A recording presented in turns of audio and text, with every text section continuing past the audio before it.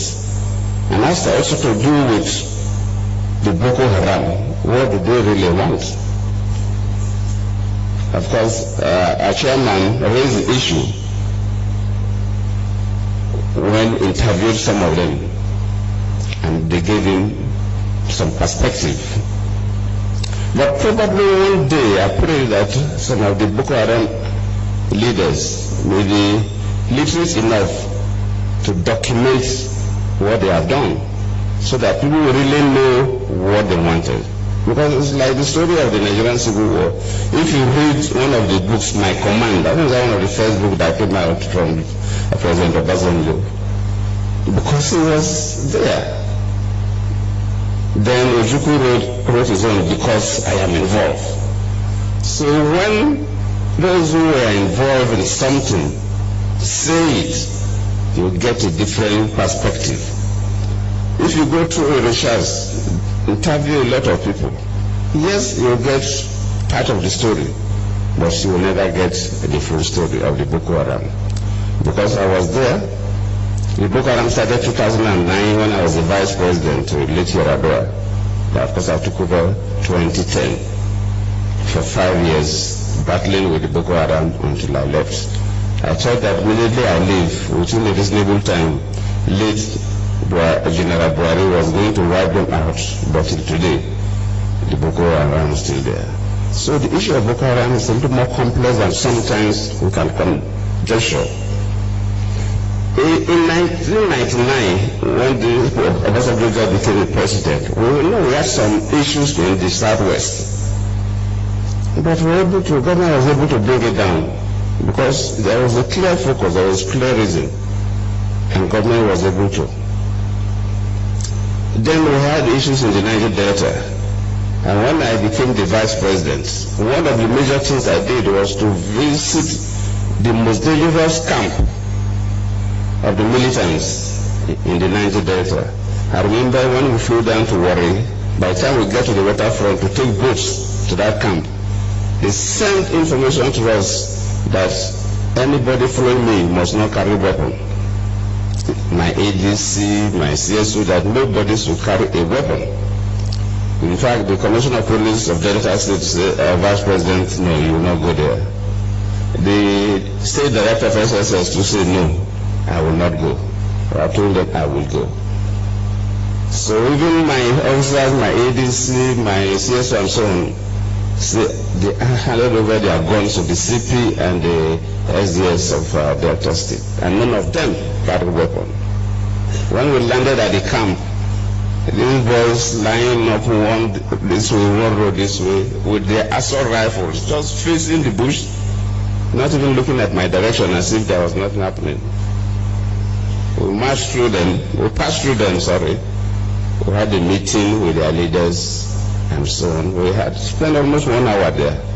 When we came back, that was the beginning of solving the Boko Haram, the Niger Delta crisis.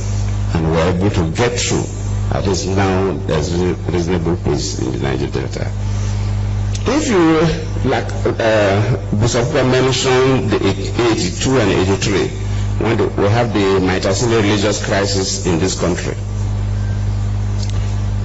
From research, the Maitasile religious crisis, when some of them were arrested and analyzed and interviewed, they came from parts of the Sahel area between Nigeria and outside Nigeria, where we had major droughts within that period, and the River Pest disease that wiped out so many cattle, and so many young people from these areas migrated to the cities, Maiduguri and others, and they had no skills and nothing to do, and they were able to be recruited and cause havoc.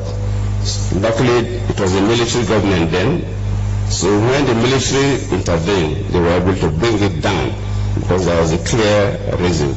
A reason of young people who were looking for survival, but they had no skills, and so on and so forth. So if you put all these things together, you begin to say, this Boko Haram, why is it that from 2009 till date, we've not been able to resolve the crisis of Boko Haram? So just like Mr. Kuka tried to raise some fundamental issues.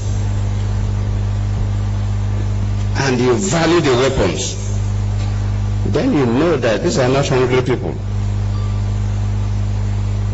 So the soldiers that sometimes capture some of the weapons will see better.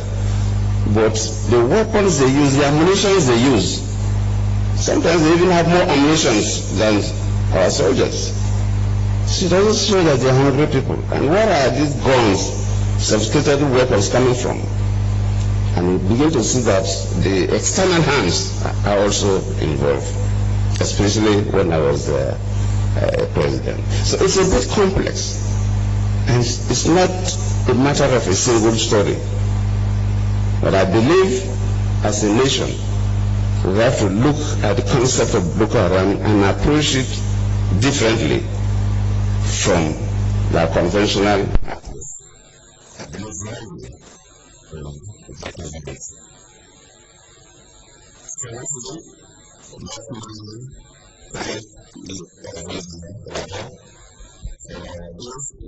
I always appreciate people who clearly document events, so that maybe sometime when we write our own, we'll borrow from your documentation. And I believe that all the military officers who are involved in this Boko Haram saga should be able to give us information about what the Boko Haram stood for. If it is only about hunger, because we try different options, I don't need to give a sermon. It will look as if I'm trying to defend my own government. That will come up later when we will document, we write our books. But I believe we took different options.